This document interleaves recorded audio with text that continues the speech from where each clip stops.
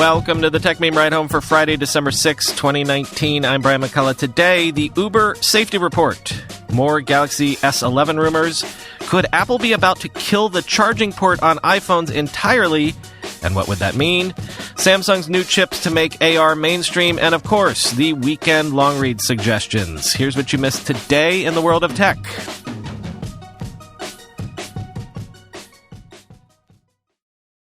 As it promised to do, Uber has unveiled its first ever safety report, revealing that over 1.3 billion rides in the U.S. in 2018, there were 3,045 sexual assaults, 9 murders, and 58 people killed in crashes, noting those incidents represent just 0.0002% of all rides taken on the Uber platform over that time period. Quoting the New York Times, there are few comparable figures to judge Uber's safety record against. The New York Police Department, which keeps a register of sex crimes and rapes that occur on transit systems, counted 533 in 2018. But even one of Uber's top executives said the company's findings were difficult to stomach. Quote, the numbers are jarring and hard to digest, Tony West, Uber's chief legal officer, said in an interview. What it says is that Uber is a reflection of the society it serves, end quote. Indeed, I'm bringing this up not to harp on Uber or ride-hailing or gig economy companies in general or anything really. Just, I guess, it's interesting and probably positive to start getting some data and transparency on this sort of thing. As Ian Bogost said on Twitter, quote, it is very hard to find apples-to-apples comparisons of safety risks in ride shares versus taxis/livery, for example, especially across the country. Knowing that Uber had a certain number of reported sexual assaults at a certain time may tell us less than it seems. The point isn't to apologize on Uber's or Lyft's or anyone's behalf, but to note that these services have changed public behavior in a way that is producing different risk and different danger. It's not something that, say, background checks solve alone. Even if you could compare the data to taxis, what a taxi is in New York City is different than what one is in, say, Akron, end quote. More leaks surrounding the upcoming Galaxy phones. Sources are telling Sohee Kim at Bloomberg that the Galaxy S11 will indeed have a 108 megapixel camera sensor, as well as an ultra-wide-angle lens, 5x zoom, and a time-of-flight sensor and depth detection sensor like on the Note 10 Plus. The next Galaxy Fold, meanwhile, will also get that 108 megapixel camera as well and 5x zoom as well. So, clearly, Samsung's strategy next year is to go all in on the biggest overhaul of its camera tech to date, and really maybe leading the way in terms of making the biggest leap forward in smartphone camera tech yet across the industry. Quote, the deluge on the camera front joins the introduction of foldable devices and fifth-generation wireless connectivity as core pillars of Samsung's hardware strategy. Features Apple won't be able to match until its next iPhone refresh in September. A Samsung Electronics representative declined to comment. Now that closest rival Huawei Technologies is struggling in Europe thanks to U.S. sanctions, Samsung can consolidate its lead by doing what it's always done, overwhelming consumers with specs, end quote. But don't expect Apple to just stand still, of course. In fact, Min-Chi Kuo thinks Apple will innovate shortly in a way that maybe people won't be so thrilled about. First of all, might we see an iPhone SE 2 Plus in 2021 after presumably we get that rumored iPhone SE 2 next year? Maybe so. Quote, Apple will launch the iPhone SE 2 Plus in the first half of 2021. We predict that the display size will be 5.5 or 6.1 inch. This model will adopt a full screen design. The notch area will be smaller because of No Face ID support. The Touch ID will be integrated with the power button, which is located on the side, end quote. And then, more startlingly, and probably more controversially, also in 2021, okay, you thought that Apple was being aggressive when it got rid of the headphone port, right? But are you ready for a potential reality where there isn't even a charging port on the iPhone? You heard me right. The Lightning port, according to this report, is going away, potentially, and not to be replaced with USB-C or something like that. No, the future of the iPhone might be no charging ports at all. Quoting again, Apple will create more differentiation between the highest-end and high-end models. It will benefit the shipment of the highest-end model and iPhone ASP, average selling price. Among new second half of 2021 iPhone models, we expect that the highest-end model would cancel the Lightning port and provide the completely wireless experience, end quote. Okay, so like you, I can imagine the entire deluge of hot takes coming if this ever comes to pass. What if I can't find a wireless charging pad? Those things better get ubiquitous fast. What about connecting to my car or charging on the airplane, et cetera, et cetera? But I actually have one question to ask, with the caveat, of course, that I know nothing about nothing. But as someone who has basically moved over to using those Qi wireless chargers in my daily life for my iPhone now almost exclusively, I get that someday maybe all of our tables and countertops and whatever will be powered. We'll be able to provide wireless charging to any device. I actually look forward to that future. But in the here and now and in the near future, have you ever used a Qi device to charge your phone? They're usually smallish so that you can lean the edges of your phone off the side. Why? Well, those camera bumps. In other words, you can't charge your phone if it's flush, lying flat on a surface because the camera protrudes, right?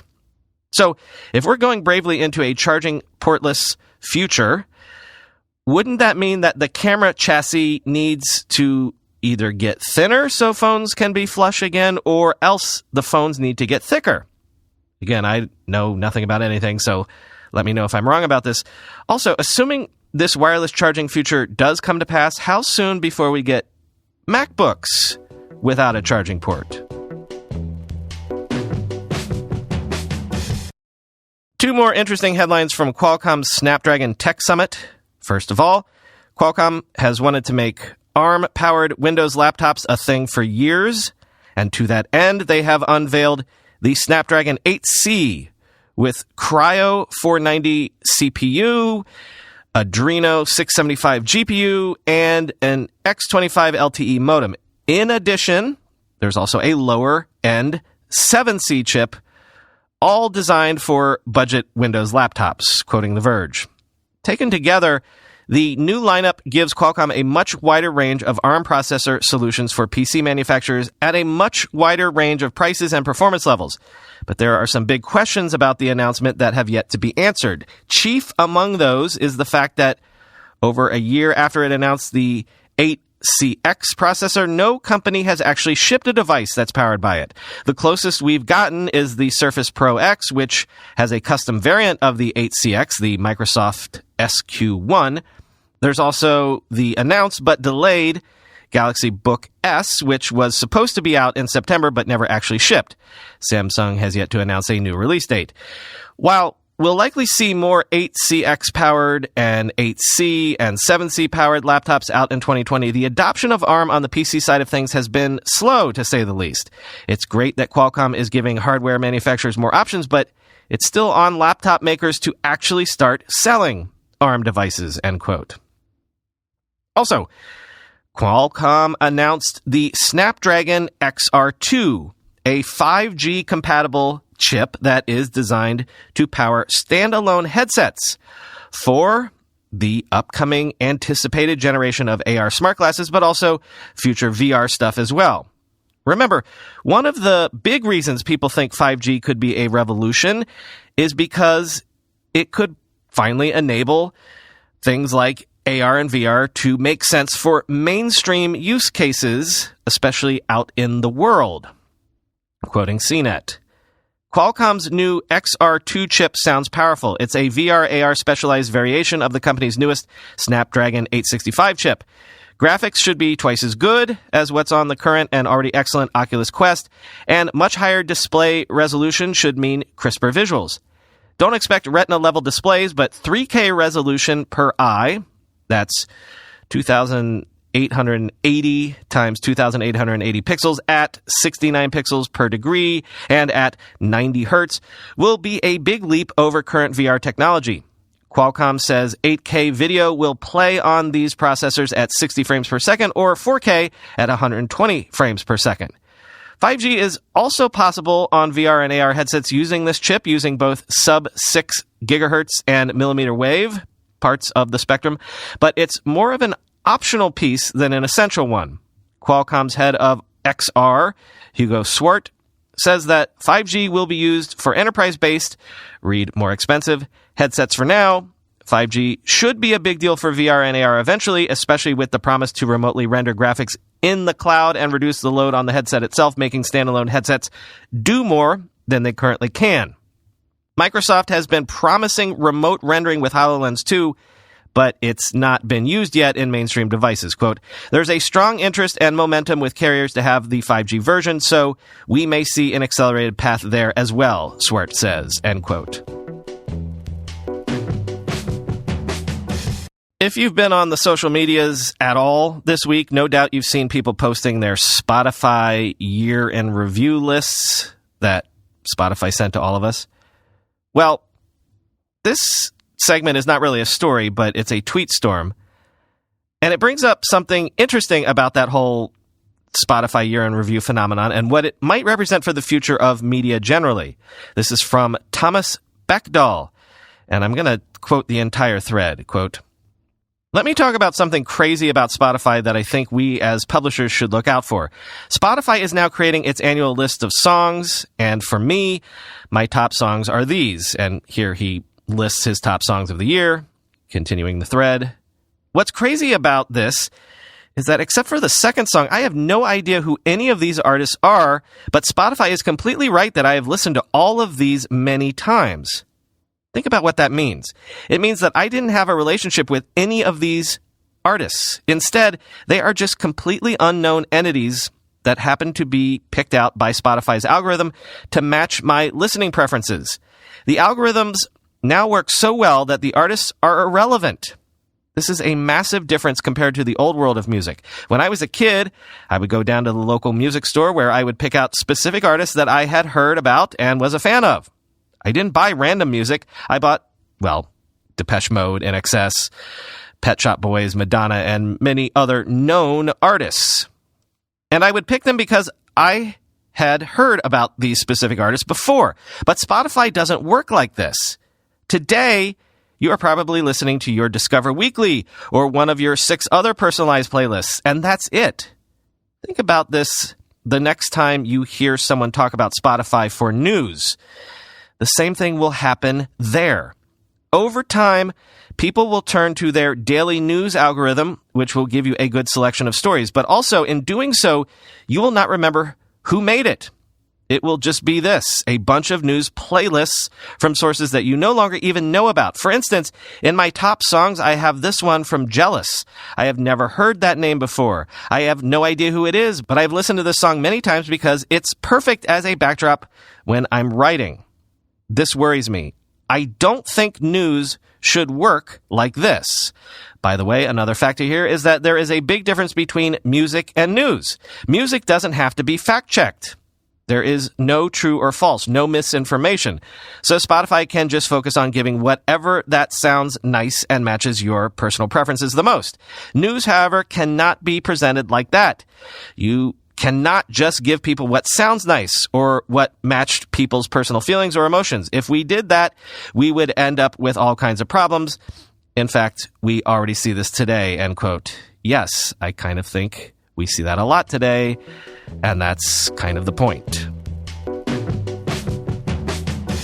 Well, after I read you all that, Feels like it's time for the Weekend Longreads Suggestions. First up, the weirdness that is the Ring doorbell camera thingy is something that has come up several times on this show recently. So I point you to this Vice story about Ring, about the whole history of the company before Amazon purchased it. The story of a startup, really. There's an interesting appearance by the startup early in its life on the show Shark Tank. And also, it seems like Ring and its founder learned an early lesson about traction that maybe explains how Ring has gotten to the point it's gotten to. Quote, Ring's mission changed for one core reason.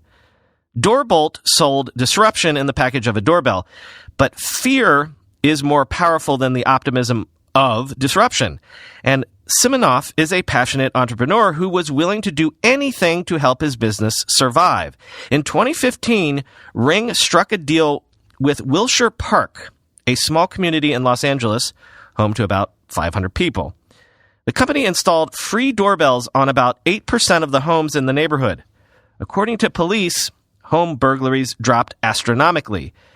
The results earned nothing but positive media coverage, and most importantly, it's been at the core of Ring's marketing efforts for the past several years, end quote. Similarly, here's a profile of an app and a company that deserves more attention. VSCO, VSCO, the photo editing app that has led to the term VSCO Girls. Quote, VSCO is on pace to surpass 4 million paying users in 2020, up from 2 million paying users in late 2018, the company said. Approaching $80 million in annual revenue, VSCO charges an annual subscription fee of $19.99 for access to a full suite of mobile photo editing tools, exclusive photo filters, tutorials, and more. For no cost, users can access a handful of basic VSCO filters, standard editing tools, and loads of content published by other users in VSCO's photo feed, end quote. And hot on the heels of the Reignite conference, a long sit-down with AWS CEO Andy Jassy on where cloud computing goes from here. Quote, more enterprises are deciding to mass migrate and bet on the cloud, Jassy said to SiliconANGLE. When they make that decision, all bets are off. At that point, everything they've been using before, everything is on the table to be reconsidered, which is interesting because it throws the world upside down. And it's a great opportunity, not just for us, but for really the entire ecosystem. Then Forbes says the hot investment area for Silicon Valley VCs right now is at long last European startups. Quote, what's changed? A mix of high-profile public offerings such as Adyen and Spotify, and a maturing ecosystem that's made it a much easier draw for U.S. firms, facing intense competition at home to risk millions in Europe. Spotify, the Stockholm-based music streaming service that went public via direct listing in April 2018, and Adyen, the Amsterdam-based payments company that went public 2 months later, have created nearly $50 billion in combined market value. The IPOs of Criteo in Paris and Farfetch in London have also produced a network of millionaires primed to write angel investor personal checks to smaller tech companies. Today, there are 99 unicorns, or companies valued at $1 billion or more, compared to 22 in 2015, according to Atomico's data. On the PlayStation's 25th anniversary, The Verge looks at PlayStation Now, as The Verge puts it, how Sony bought and squandered the future of gaming. PlayStation Now had the keys to the cloud gaming kingdom, but Sony barely stuck a toe in the door. And then a handful of interesting things to round out with here. ZDNet has a look at the biggest stories over the last decade in hacking and cybersecurity events. Windows Central breaks down the difference between Windows Notepad and WordPad and when you should use each. And have you happened to notice that The Mandalorian cites Fortnite developer Epic Games in its credits? It's because Jon Favreau has integrated Epic's Unreal Engine into the filmmaking process in a major way. VentureBeat looks at what that means. And finally, did you know that there are roughly 200 different mattress-in-a-box companies now? Companies that will ship mattresses right to your door. Roughly 50 new mattress brands launch each year, roughly one a week. And they all offer the same thing, right? A lengthy free trial where you can simply return the mattress for free if you don't like it. So, given that many players, one could, in theory, sign up for free trial after free trial, right? And then, so long as you send it back before the trial window closes, you might never have to pay for a mattress again. The Wall Street Journal takes a look at people who are apparently routinely doing just that. So, 2 weekend bonus episodes this weekend. Both of them timely, I think you'll find. One tomorrow, one on Sunday. Enjoy those. I'll be back with you on Monday.